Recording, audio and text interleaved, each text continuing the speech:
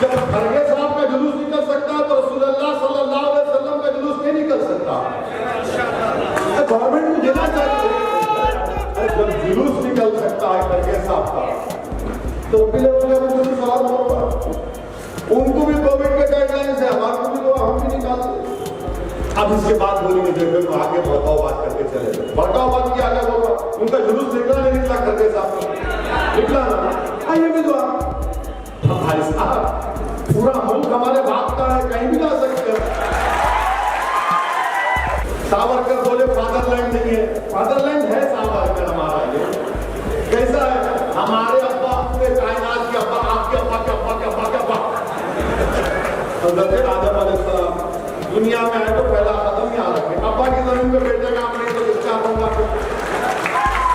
यानी गांधी की फोटो एक तरफ, सावरकर की फोटो एक तरफ। इसी तरह की ये नफरत बरकरार रहेगी तो एक दिन आएगा कि मुल्क में बीजेपी संघ परिवार कहेगी कि अब बाबा कौम सावरकर है, गांधी नहीं है, और वोट से Mujahideen. This video is sponsored by Mahalakshmi Jewelers, United Hospital, KVR University, Newson Fabrics Clothes Store, Surat Khazana, Chulbul Lighting and Furniture, and by S-Mart Super Bazaar. District president जनाब एक बार सिंधी फरोज साहब की जानिब से और तमाम आप लोगों की जानिब से प्रोग्राम रखा गया है। मैं फिर एक बार आप सभी का शुक्रिया अदा करता हूँ। जो भी मेरे भाई खड़े हैं, चलो वहीं जहाँ जरूरत हो, चलो वहीं जहाँ जरूरत हो। उजालों में चिरागों की कोई अहमियत नहीं होती। आज हमें चलना है, आज जरूरत है वक्त की पुकार है। शुक्रिया।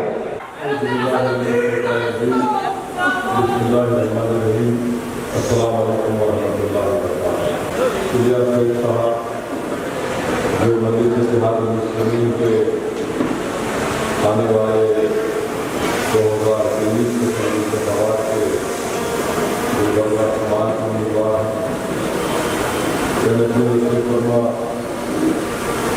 मौला जालिब साहब, मौला जनाब रईस साहब, सदर रज़ा अकेडमी जनाब कौसर महमूदी साहब, रुकन असम्बली तेलंगाना जो इंचार्ज MIM कर्नाटका, और मोहतरम जनाब इकबाल अहमद सिद्दीकी बड़ोद साहब, साबिक़ मेयर, दो सदर मजलिस इत्तेहादुल मुस्लिमीन गुलबर्गा शुमाल की असम्बली सीट, बल्कि गुलबर्गा ज़िले में जितनी असम्बली की सीटें हैं वहाँ से मजलिस की इंतखाबात हिस्सा लेगी और इंशाअल्लाह ताला अल्लाह सुब्हानहू व तआला आपकी दुआओं और आपकी मेहनतों की बुनियाद पर अल्लाह आपको कामयाब और कामयाब करेगा।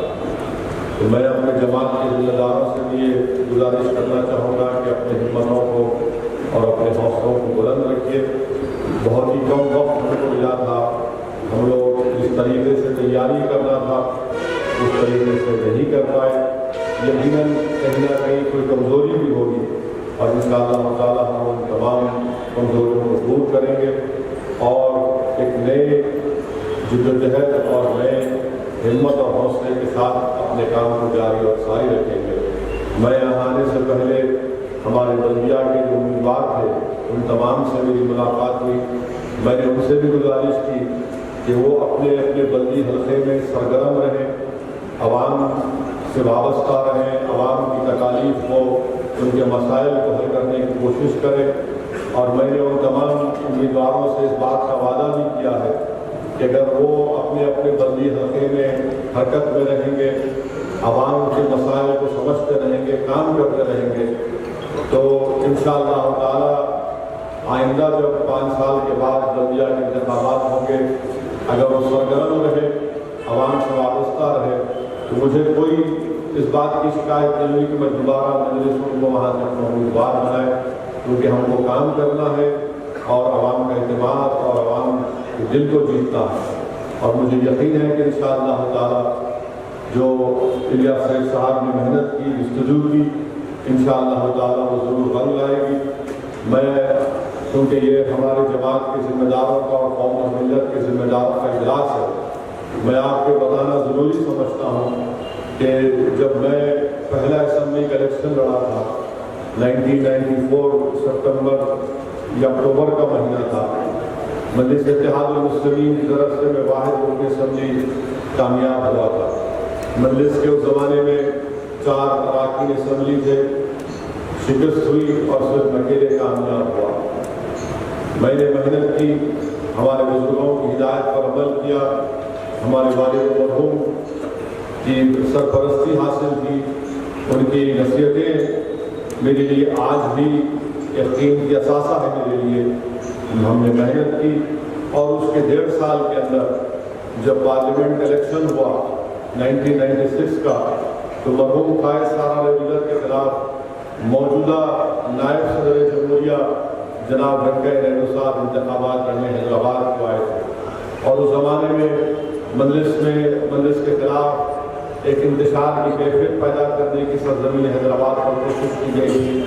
तो मुखालिफत में भी कोई साहब खड़े हुए थे, मगर उसके बावजूद भी आप देखेंगे 96 के पार्लियामेंट इलेक्शन का नतीजा निकालेंगे तो 1.5 साल के अंदर मजलिस ने उन तमाम 3 असम्बली हल्केदार से जहाँ से हमको शिकस्त हुई थी, हमने दोबारा वहाँ से अपनी बरतरी को हासिल किया और बड़ी तादाद में अपने लोगों को हासिल किया। और फिर उसके बाद 98 में फिर पार्लियामेंट का इलेक्शन हुआ, अल्हम्दुलिल्लाह वही नतीजा निकला। 99 में जो असम्बली का इलेक्शन हुआ तो मजलिस इत्तेहादुल मुस्लिमीन ने उन तमाम असम्बली सीट पर कामयाबी हासिल कर ली थी जहाँ पर 5 साल पहले हमको कामयाबी नहीं मिली थी। तो मैं अपने तमाम जमात के जिम्मेदारों से, अरकान से मेरी खलूस गुजारिश है कि अपने हौसले को बुलंद रखिए और अल्लाह की ज़ात पर पहले से ज़्यादा तवक्कल करिए और मेहनत करिए, जुस्तजू करिए। और मैं ये कोशिश करूँगा कि इंशाअल्लाह ताला महीने में कम से कम एक दिन गुलबर्गा जिले में आऊँ, ना सिर्फ गुलबर्गा शहर बल्कि गुलबर्गा डिस्ट्रिक्ट में जहाँ पर भी हमारी तंजीम मजबूत होगी वहाँ पर भी हम जाएंगे। चाहे वो दूसरी है बात जो मैं आपसे यह करना चाहता था कि अभी इलियास सेठ बोले के साथ मजलिस के मुखालिफिन ये शिकायत करते कि आप ज़्यादा कांग्रेस को बोलते, बीजेपी को कम बोलते। ये पार्लियामेंट की आप मेरी हर तकरीर उठा कर देख लो, पार्लियामेंट की हर तकरीर हम वक्त की जो हुकूमत है बीजेपी की है, नरेंद्र मोदी उसके वज़ीर आज़म, सबसे ज्यादा तनकीद अगर पार्लियामेंट में खुले अल्फाज में अगर कोई करता है तो सऊदी नवेश के इंतजार के लिए करते हैं, तो इसमें ये मतलब नहीं है। मगर आप ये भी देखेंगे पार्लियामेंट में ना इम्तियाज जलील जाकर मोदी से गले मिले, गले कौन मिले आपको मालूम, तो दौड़ कर गया क्या गले मिले। और जब उसको गले मिले जब नो कॉन्फिडेंस मोशन मोदी के खिलाफ लाया गया तो यकीनन हम सबके खिलाफ बोलते हैं, क्योंकि जो सच्चाई है उसको बयान करना बेहद जरूरी है। अब मिसाल के तौर पे आप देखेंगे कि कल एक फंक्शन हुआ, एक इंफॉर्मेशन कमिश्नर है जनाब, उन्होंने सावरकर के ऊपर किताब लिखी और सावरकर की किताब के रस्म में RSS के मोहन भगवत थे, हमारे मुल्क के मौजूदा वजीर दिफा मोहतरम राजनाथ सिंह साहब थे, तो दोनों की तकरीर हुई उसमें। अब तकरीर तो हो गई रात में, सुबह हस्बे आदत हस्बे रिवायत मीडिया सुबह 8:30 बजे हमारे घर को आ गई, क्योंकि उनको मालूम था कि मैं गुलबर्गे को आने वाला हूँ, और आकर मुझसे कहा कि ये बातें गई, इस पर आप तबसरा करें। तो सबसे पहली बात इलियास सेठ साहब की शिकायत दूर कर दें, और कांग्रेस वालों को भी शायद सुन के थोड़ा अच्छा नहीं।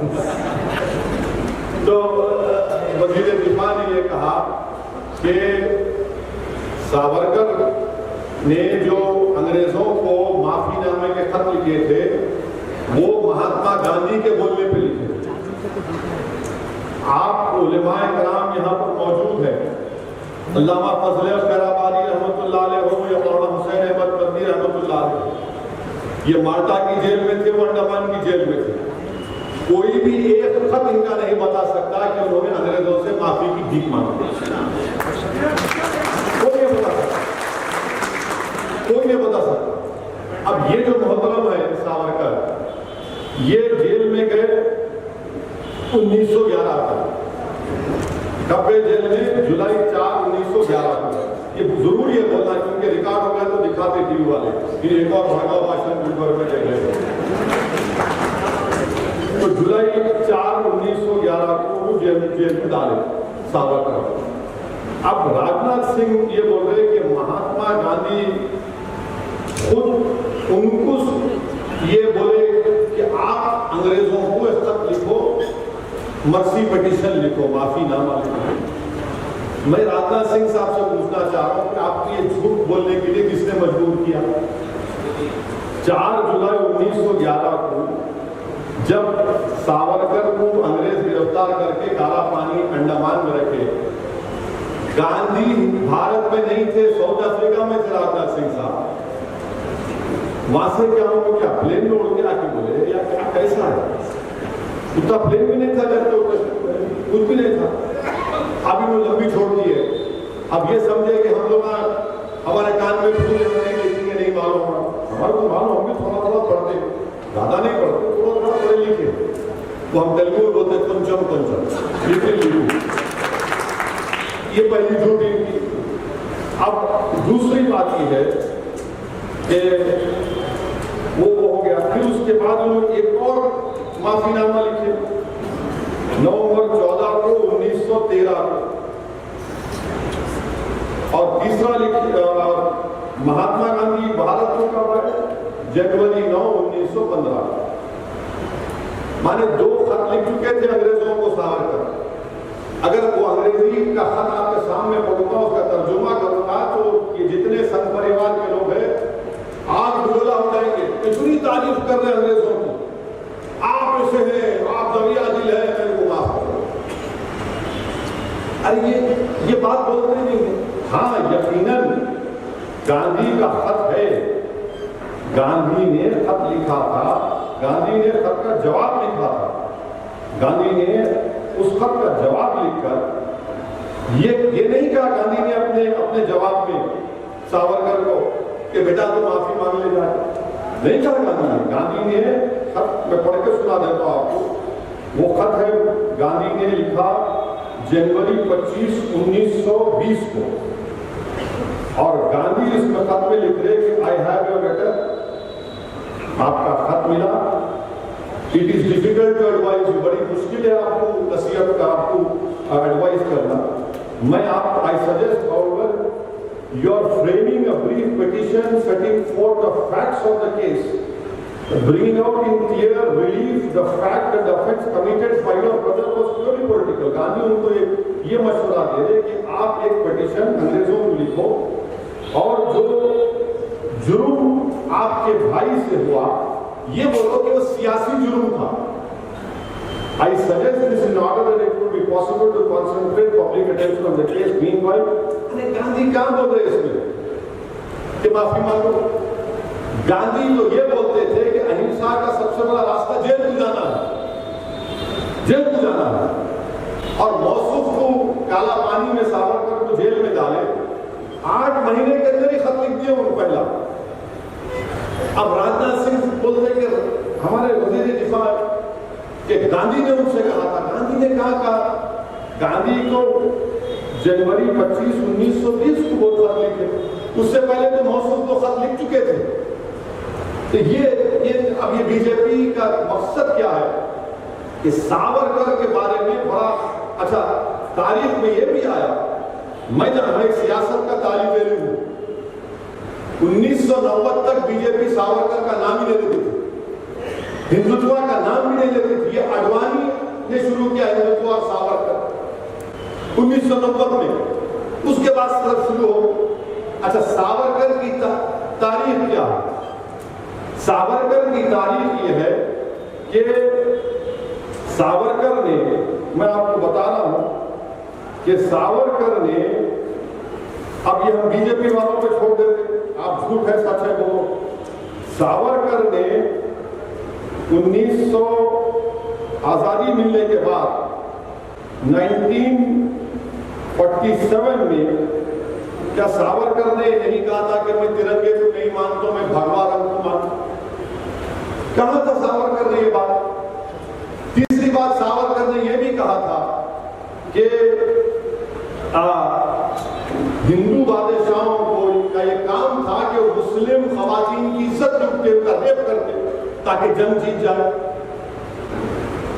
चौथी बात, सावरकर ने ये कहा था कि जब नेताजी सुभाष चंद्र बोस अंग्रेजों से गुलामी को खत्म कराने के लिए भारत के लोगों से बोल रहे थे कि आओ मेरी इंडियन नेशनल आर्मी में आओ, तो सावरकर लोगों को बोल रहे थे नहीं तुम अंग्रेजों की फौज में जाओ।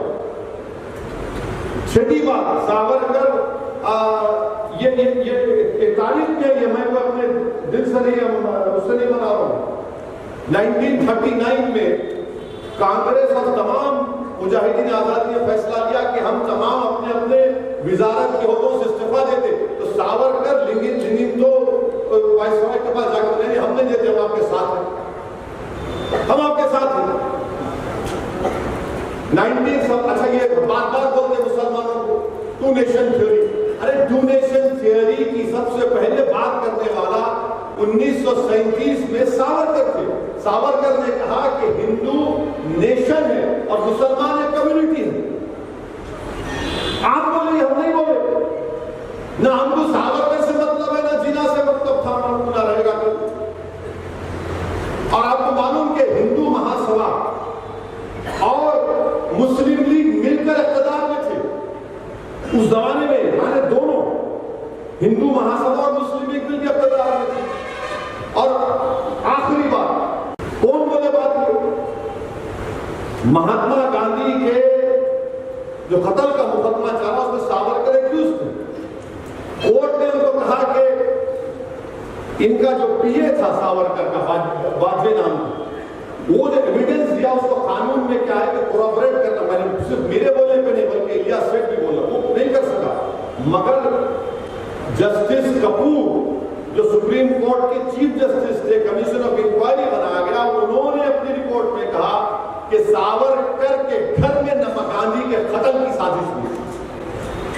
आप इनको अपना हीरो बना दो, आप इनको, अच्छा ये भी छोड़ो, आप ये भी अगर झूठ गया तो क्या सरदार पटेल ने नहीं लिखा कि हिंदू महासभा की एक फाइनेंशियल ऑर्गेनाइजेशन सावरकर के मातहत थी जिसने गांधी को कत्ल किया?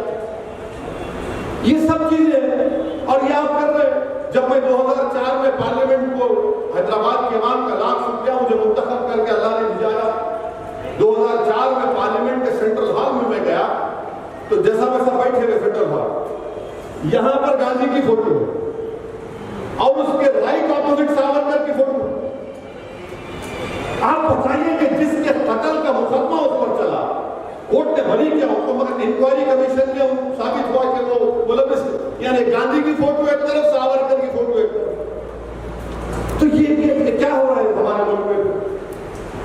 खुद वजीर दिफा इस तरह की अगर बात करेंगे, और फिर मोहन भागवत आरएसएस के सरसंचालक बोल रहे, ये सावरकर उर्दू बड़ी अच्छी बोलते थे, गजल लिखते थे, वो मुस्लिम दोस्त थे। गजल लिखे तो मुस्लिम दोस्त हो जाते।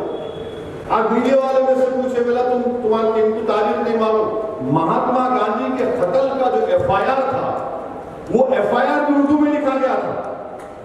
एफआईआर भी उर्दू में लिखा गया था कि मुलजिम 1, मुलजिम 2, दफा 302। सावरकर ने उर्दू से नफरत का इजहार किया था, वो भी रिटर्न है।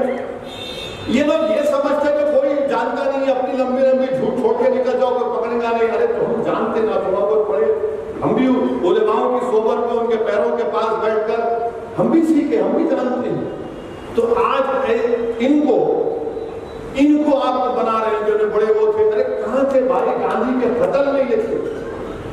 सावरकर ने यह भी लिखा कि हिटलर ने जो जर्मनी में यहूदियों को खत्म किया वो सही था, क्योंकि यहूदी जर्मनी से अंदर नहीं मिल सके, एसिमिलेट नहीं हो सके।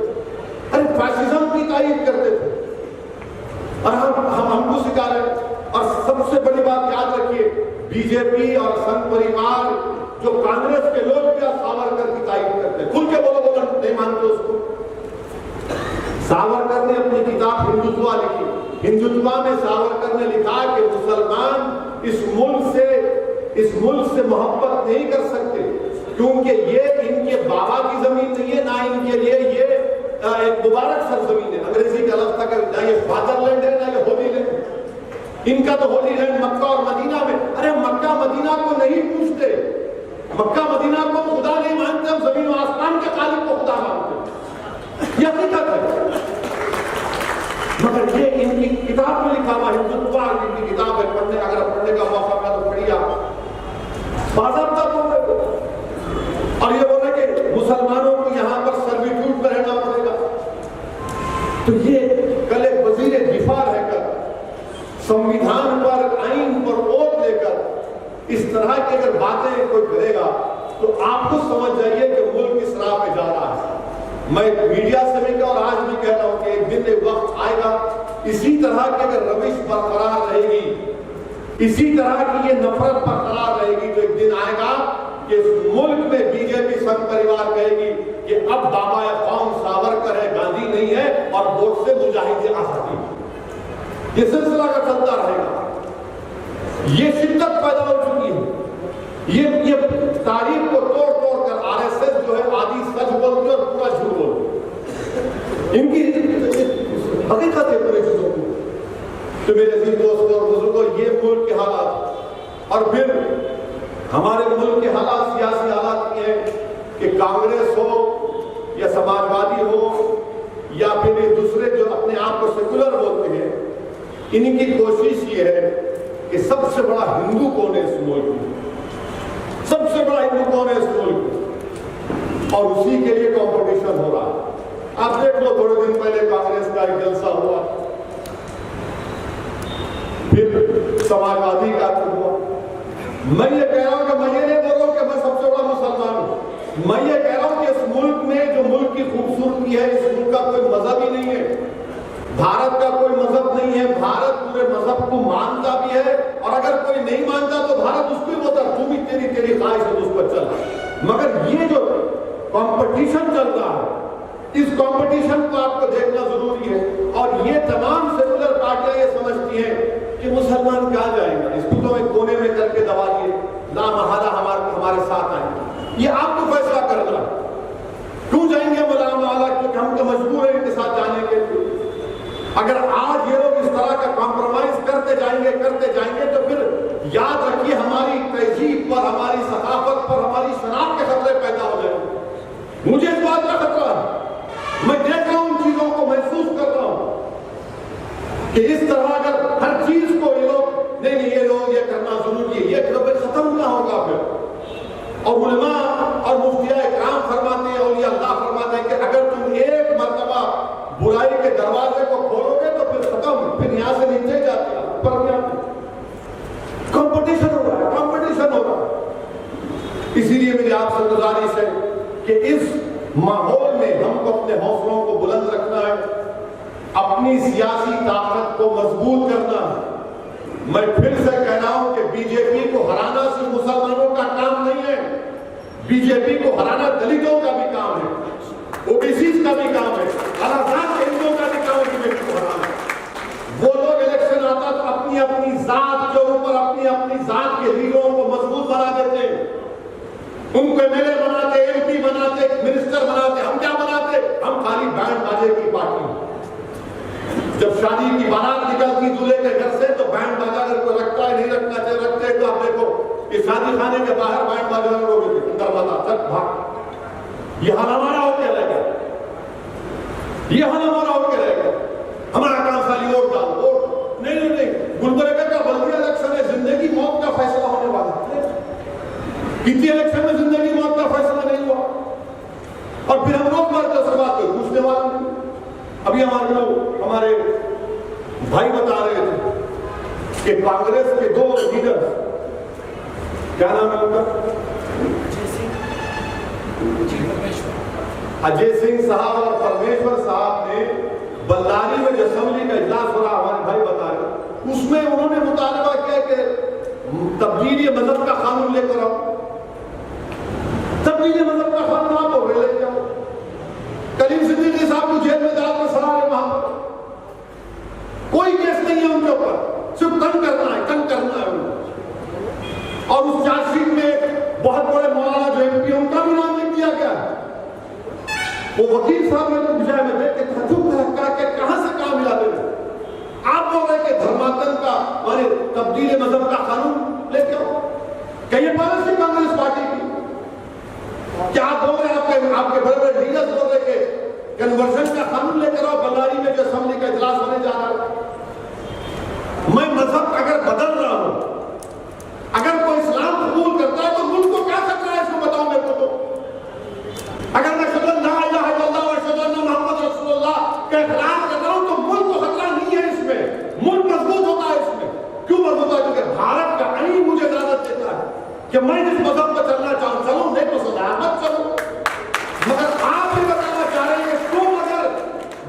तब्दील करोगे तो मुल्क को खतरा हो। मुल्क को खतरे की बात क्या है इसमें? यही चीज है जो तकलीफ पैदा करती है, दिल में तड़प पैदा हो जाती है कि आप कह रहे हैं और हम भी टीम है मजलिस वोट काटने को आए और आप बोल रहे कि रिलीजियस कन्वर्जन का कानून लेकर आओ। क्यों बोल रहे हैं? क्योंकि देख रहे हैं कि माहौल में जहर बना हुआ है, फिरका परस्ती है, हिंदू वोट नहीं मिलेगा तो बोलना है ना। अरे फिर मुस्लिम वोट का, अरे कहा जाता हूँ हमारे जेब में बैठा है, डरा के रखो। मैं आपको बोलना चाह रहा हूँ कि डरने की जरूरत नहीं है, हर किस डरने की जरूरत नहीं। हमको अपना जमहूरी हक इस्तेमाल करना है वोट डालकर। क्या ये बात बिल्कुल मुमकिन हो सकती है इंशाअल्लाह ताला कि आने वाले समय इंतखाबात का मीडिया स्टेट को यहाँ से अपना खादिम बनाकर कर्नाटक के सामने। साबिका रुकने पार्लियामान गुलबर्गा को आए थे, इलेक्शन हार की पहली मतलब आए थे। इलेक्शन हारने के बाद पहली मतलब आए थे। हाँ 2 साल के बाद आए, हम तो 2 साल में 10 मरतबा आ गए आए थे। आए तो जुलूस की शक्ल में आए ना, तो भाई 11 अपील का जुलूस अलाउ करो ना। अपीलात का उन्होंने जुलूस में आ सकते तो हम जुलूस नहीं निकाल सकते। जब खरगे साहब का जुलूस निकल सकता है तो रसूलुल्लाह सल्लल्लाहु अलैहि वसल्लम का जुलूस नहीं। जब जुलूस निकल सकता है खरगे साहब का तो अपील का जुलूस अलाउ होगा। उनको भी कोविड के गाइडलाइंस है, हमारे भी तो हम भी निकालते। अब इसके बाद बोलेंगे देखो तो आगे भड़काऊ बात करके चले गए। भड़काऊ बात क्या आगे होगा? उनका जुलूस निकला नहीं निकला खरगे साहब निकला ना। ये भी दुआ, ये भी दुआ पे ये तो सारी कायनात को आजादी मिली उस दिन। शैतान भागा कूद के, आप नहीं देंगे। तो ये चीज है, ये जब सच्चाई को बयान किया जाता है तो इनको तकलीफ हो जाती है। लोग क्यों आए गए, उनको यहाँ अच्छा मैं जहां कहीं भी भारत के कोने में जाता हूँ, यहाँ क्यों आए लोग? अरे ऐसा बोलते जैसा कि मैं किसी के बारे किसी के दूर का दामाद हूँ, यहाँ क्यों आए, वहां जाना था। अरे उत्तर प्रदेश के कोने में यहाँ क्यों आए? आप झारखंड में यहाँ क्यों आए? बिहार का यहाँ क्यों आए? भाई साहब पूरा मुल्क हमारे बाप का है, कहीं भी जा सकते हैं।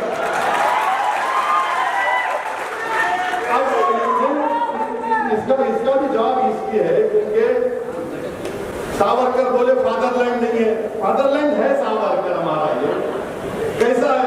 हमारे अब्बा पूरे कायनात के अब्बा, आपके अब्बा के अब्बा के अब्बा के अब्बा हज़रत आदम अलैहिस्सलाम दुनिया में आए तो पहला कदम यहाँ रखे। अब्बा की जमीन पे बैठे काम नहीं तो डिस्चार्ज होगा। फादरलैंड नहीं है। अरे कहाँ भी यहाँ क्यों आते हैं? वहाँ बैठो ना ओल्ड सिटी में हैदराबाद के। अरे भाई बैठे बेचैनी होती, बैठा तो मेरे को एक जगह नहीं बैठ सकता। मेरे को तकलीफ होती है मेरे को जब देखता हूँ सुनता हूँ। कोशिश करना मेरा काम। ये हमारे तमाम साथियां हैं। क्या कौन सी दौलत है बताइए जो मैं इंडिया से ले रहा हूँ या मैं उनको दे रहा हूँ? अल्लाह जानता है क्या है।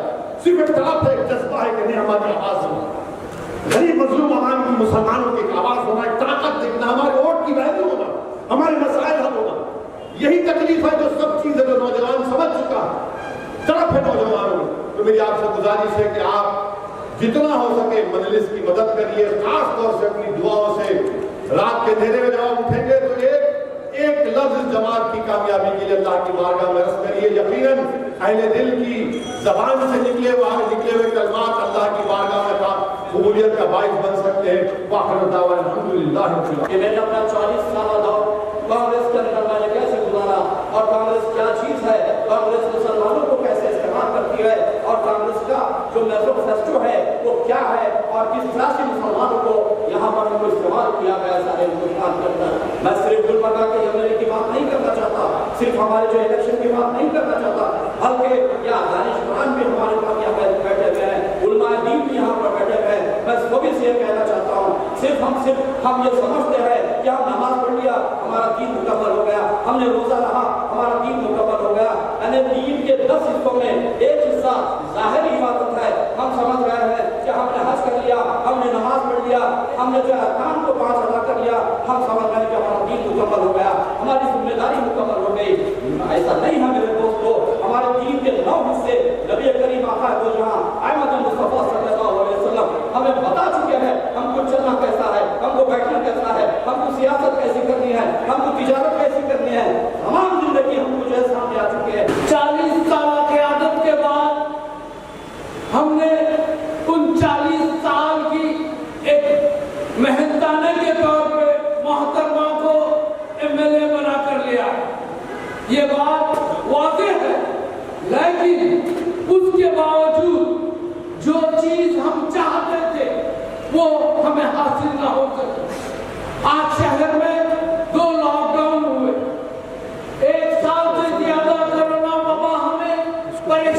करती रही। उसके बावजूद ना मोहतरमा को यह ख्याल था, ना उनके हवालियों को यह ख्याल था कि कई लोगों ने अपने अजीज को खो दिया। वो बेंगलुरु में आराम करती रही। जब मैंने पूछा क्या वजह थी आप यहाँ नहीं थे, वो मुझसे कहने लगी यहाँ कोरोना, हमसे ज्यादा कोरोना तो बेंगलुरु में था, लेकिन हमें एक मर्द की जरूरत है। ये मुख्तसर सी बातों में मतलब मार तवील नहीं ले जाऊंगा। एक मर्द की जरूरत है जो आज के हालात को लड़ सके और वो हमारे कौम को नहीं बल्कि इस मुल्क को बचाने के लिए। अब इसके लिए ही असदुद्दीन ओवैसी साहब आपके बीच में आए। इलियास सेठ जैसे जाबाज को आपके कायल बनाने के लिए आपके पास एक एमएलए के अहदे पे पायस करने के लिए, इसके लिए आपकी हिम्मत जरूरी है। जो आप तमाम लोग बैठे हैं, इन लोगों में ये जज्बा जरूरी है। आपने आपके साथ मैं भी था मोहतरमा को जिताने में, लेकिन वो मेरी सबसे बड़ी गलती थी। उसके लिए मैं इस शहर से नहीं उन तमाम लोगों से माजरत खा हूं, क्योंकि मैंने वो गलती की थी। उस गलती को दुरुस्त करने के लिए मैंने 1.5 साल पहले ही सोच लिया कि मुझे एक बेहतर आदमी चाहिए और इस शहर में कोई बेहतर हो सकता है तो वो थे इलियास सेठ साहब। आश्रम में हजारों साल नरगिस अपनी बेगुरी पर होती है, बड़ी मुश्किल से होता है चमन में दीद और पैदा। एक आवाज है, एक दरखास्त है, एक उम्मीद है, एक तमन्ना है। ये दो शख्सियतें बैठी हैं। एक आवाज को मैं कहता हूँ आलमी आवाज है, वो नतीब मिल्लत की आवाज है, और एक आवाज है जो हमारे इस तारीखी शहर गुलबर्गे की आवाज है, जिसका नाम अलहाज इलियास सेठ बागबान है। 40 साल की तारीख जो मिटने जा रही है। मैं कहता हूँ आपसे कि बेजमीनी की आवाज को, बेजमीनी की आवाज को छोड़ दो और गुलामी की जंजीरों को तोड़ दो। तुम जिस नबी के उम्मती हो वो नबी भी इनकलाबी है, और उस नबी की नबूवत भी इनकलाबी है, रिसालत भी इनकलाबी है, कुरान भी इनकलाबी है, और ये तारीखी शहर गुलबर्गा भी इनकलाबी है। गुलबर्गा के ज़यूर नौजवानों, अगर तुमने इनकलाब को समझा है, मुस्लिम क़यादत को समझा है, मुस्लिम क़यादत की जरूरत को महसूस कर रहे हो। This video is sponsored by Mahalakshmi Jewelers, United Hospital, KVR University, News and Fabrics Clothes Store, Surat Khazana, Chulbul Lighting and Furniture, and by Smart